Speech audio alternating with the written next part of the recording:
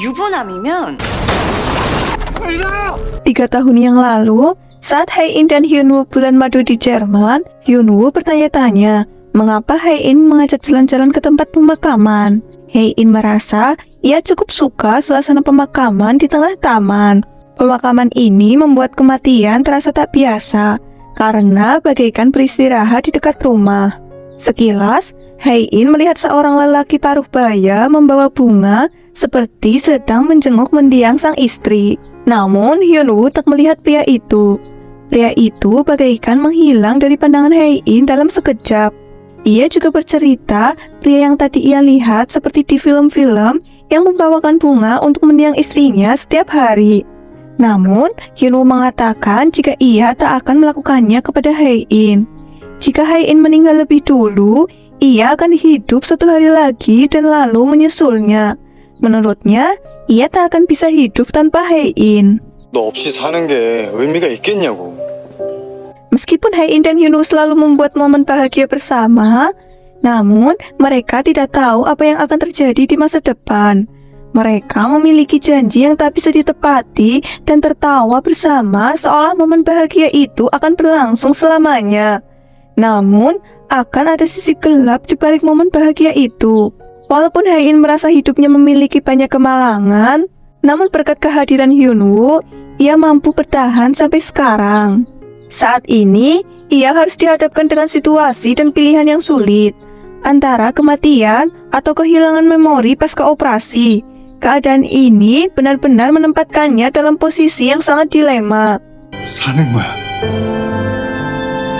Sebelum berangkat ke Jerman, Seulhae berusaha menghalangi putranya dan memohon agar ia berhenti terobsesi pada Hae-in. Eun-sung menegaskan ketika Hae-in memiliki memori baru setelah operasi, ia akan membuka lembaran baru. Dari momen itulah ia yakin dirinya memiliki sebuah kesempatan. Meskipun posisinya di perusahaan sedang terancam, Eun-sung tak peduli. Ia memilih berangkat ke Jerman dan meninggalkan semua urusannya di Seoul. 홍해인 하나 때문에 다 망칠래? Hyunwoo terbangun dengan gelisah di pagi hari. Ia mengecek kondisi Hae-in di kamarnya. Lalu, Hyunwoo pergi ke gereja untuk memanjatkan doa-doa serta harapannya. Tak lama, Hae-in datang dan duduk di sebelahnya. Hae-in menduga jika Hyunwoo ke gereja untuk berdoa agar dirinya masuk surga dan bertemu dirinya di akhirat nanti. Namun, Hae-in salah. Hyunwoo tak mendoakan hal itu. Ia mendoakan Hae-in agar dirinya mau dioperasi dan bisa selamat. Namun, Hae-in merasa itu adalah hal yang sia-sia. Ia lantas meninggalkan gereja tersebut. 나 천국 가려고 기도하고 있었던 거 아니야. 그냥 너 살려달라고. Saat Hyunwoo sudah membuat janji kembali dengan dokter dan hendak ke rumah sakit, Hae-in mengajak Hyunwoo ke Taman Lavender, di mana tempat tersebut pernah mereka kunjungi 3 tahun yang lalu.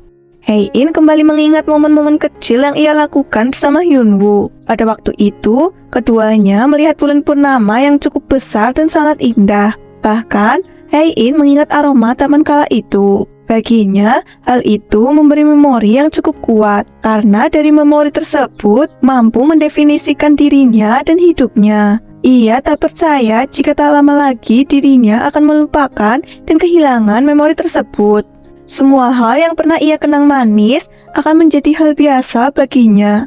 Bahkan, ia tak akan mengingat Hyunwoo dan tak akan menjadi Hae-in yang dulu. Karena alasan itulah, ia menolak untuk dioperasi. 우리 신혼여행 때 여기 왔었잖아. 그날 밤의 향기. Bongja sudah dimabuk cinta oleh Yongsong. Ia selalu terbayang-bayang olehnya dalam situasi dan kondisi apapun. Ia bahkan tak sadar menyetir mobilnya ke desa Yeongduri dan memarkirkan mobilnya di depan rumah Yongsong. Tiba-tiba Sosol muncul dan menanyakan mengapa pipinya ada di sini. Ia langsung beralasan ia membawakan sesuatu untuknya dan salah alamat. Seketika Yongsong keluar dari rumahnya. Lalu ia mengajak Bongja untuk mampir dan minum teh bersama. Bongja lantas menikmati teh dan camilan bersama Yongsong di halaman depan. Sochol tiba-tiba muncul mengganggu momen mereka berduaan. Saat ia mengungkapkan bahwa dirinya bahagia hidup minimalis dan seadanya di Yeongduri bersama Dahye dan anaknya seperti Yongsong, Bomja heran dan tak percaya dengan omongan Socol. Socol lantas bercerita kepada Yongsong jika bibinya tidak relate karena gaya hidupnya yang hedon. Bomja mengelak. Ia mengatakan jika dirinya mampu hidup sederhana seperti kebanyakan orang. Ketika Bomja hendak pergi, Yongsong menyuruhnya untuk sering-sering datang ke rumahnya. Ia berjanji akan membuatkan banyak Madeline untuknya. Bomja terlihat tersenyum dan tersipu malu karena sikap Yongsong. 차 한 잔을 같이 하시죠. 대작년에 산 시계가 얼마? 2억? 마들렌 구워줄게요. Keluarga Hong kembali berkunjung ke desa Yongduri. Mereka dilema karena mereka mendapatkan kabar jika Hei-in tak mau dioperasi. Oleh karena itu, mereka sepakat untuk membujuk Hei-in dan menggunakan pendekatan logis. Mereka lalu melakukan video call dengan Hei-in. Semua orang terlihat begitu menyayangi Hei-in. Mereka meminta Hei-in untuk berpikir dengan baik dan mau melakukan operasi. Bom Jun juga berharap Hei-in tak marah kepada Hyunwoo karena ialah yang meminta Hyunwoo untuk merahasiakan hal ini kepada Hei-in. Ia juga menceritakan bahwa betapa besarnya usaha Hyunwoo untuk mencari lab dan rumah sakit yang bisa menyembuhkannya. Sonhwa ingin agar Hei-in memikirkan semua ini dengan matang dan bisa fokus untuk hidupnya terlebih dahulu. Namun, Hei-in tak bisa membayangkan akan menjadi orang yang berbeda setelah ia dioperasi. Oleh karena itu, ia tetap menolak untuk dioperasi dan meminta seluruh keluarganya memahami keputusannya. Hei-in tak bisa menahan air matanya saat mendengar anggota keluarganya sedang menangis dan bersedih untuknya. 얘기하자, 응? 아니, 뭘 얘기를 좀 잘해주세요. Entah apa yang membawa Solhe ke desa Yongduri. Saat bertemu Dahye, ia memperingatkannya untuk segera pergi dan membawa Gonu. Bahkan, Solhe tak akan segan melukai semua orang yang ia sayangi. Dahye mengancam jika ia tak akan tinggal diam. Jika ia hancur, maka ia juga tak segan akan membuat Solhe terpuruk dan membongkar semua kejahatan yang pernah mereka lakukan. Sonhwa yang melihat perdebatan itu langsung mendatangi mereka. Ia berusaha melindungi Dahye dan membawa Gonu pergi. 너 사라지면 네 자식은 누가 키우니? 피 한 방울 안 섞인 이 집 사람들이 키워줄까? Dokter mengatakan jika hasil tes kesehatan Hei-in hari ini cukup mengkhawatirkan. Ia menyarankan agar Hei-in tak menunda operasi lebih lama. Hal itu bisa menyebabkan operasi tak berjalan efektif, bahkan sia-sia. Di adegan lain, Hei-in mengunjungi gereja untuk berdoa. Sementara Hyunwoo terlihat cemas mencari keberadaan Hei-in. Saat dirinya mencari di gereja, Hyunwoo menemukan tulisan tangan Hei-in di antara semua kertas yang tergantung.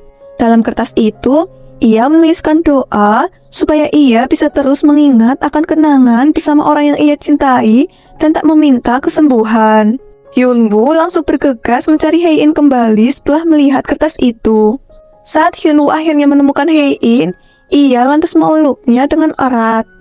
Hyunwoo mengatakan jika sekalipun Hei-in kehilangan semua kenangan bersamanya, ia yakin jika dirinya akan tetap menjadi orang pertama yang Hei-in temui. Mereka akan tetap saling mencintai, bahkan hati Hei-in akan berdebar saat ia mabuk dan bersikap manis. Apapun hal buruk yang terjadi, Hyunwoo akan selalu berada di sisinya. Ia memohon agar Hei-in tidak lagi cemas atau berdoa lagi tentang sekaratnya. Ia takut hal itu akan terwujud. 불안해 미치겠단 말이야. 먼저 가서 먹고 있어. Ketika di kafe, Hei-in cemburu karena Hyunwoo terus ditatap oleh 3 wanita di meja sebelah. Ia berpikir Hyunwoo dengan sengaja memamerkan kepintarannya membaca koran bahasa Inggris dan memamerkan otot lengan bawahnya. Hei-in semakin kesal saat Hyunwoo menggoda jika ia memang sengaja melakukannya. Ia bahkan meminta Hyunwoo untuk tidak mengesankan orang lain dan bersikap seperti biasanya. Namun, Hyunwoo menolak dan akan tetap membuat Hei-in kesal karena menurutnya hal itu akan sia-sia. Di balik itu, ternyata dari kejauhan, Eun-sung memperhatikan Hei-in dan Hyunwoo. Ia merasa cemburu saat melihat mereka bermesraan. 그런 수작이야. 아니면 쓸데없는 매력 발산 그만하고. Semenjak Hei-in tak menjabat lagi, para karyawan merasa sangat menderita karena kehilangan beberapa fasilitas. Mereka berharap agar Pasaraya Queens bisa dipimpin kembali oleh Hae-in. Di samping itu, Hyunwoo menerima kabar dari Hyanggi jika Songkuk telah tewas. Berita ini sudah tersebar luas. Terlihat pihak kepolisian sedang menginvestigasi kasus ini. Seolhae mengingatkan Grace jika ia tak akan mengampuni orang-orang yang mengkhianatinya, bahkan tak segan untuk menyingkirkan orang itu. Grace tahu betul jika saat ini Seolhae sedang mengirimkan bawahannya ke Jerman untuk membereskan seseorang. Ia bahkan menyuruhnya untuk mengirimkan uang dan mencarikan tempat tinggal bagi anak buahnya. Grace memiliki firasat buruk jika Seolhae akan mencelakai Hae-in. 정신 차리자. 잊어버려. Saat Hyunwoo sedang membeli makanan dan minuman, tiba-tiba ia mendapatkan telepon dari Grace. Grace menanyakan kabarnya dan Hae-in, lalu mengatakan semoga mereka kembali dengan selamat. Mendengar hal itu, Hyunwoo memiliki firasat buruk dan langsung lari hendak menemui Hae-in yang berada di mobilnya. Tak lama, Hyunwoo melihat jika mobilnya yang terparkir tiba-tiba ditabrak oleh sebuah truk. Kobaran api menyelimuti mobil itu. Hyunwoo sangat cemas dan berusaha memecahkan kaca mobil untuk menyelamatkan Hae-in.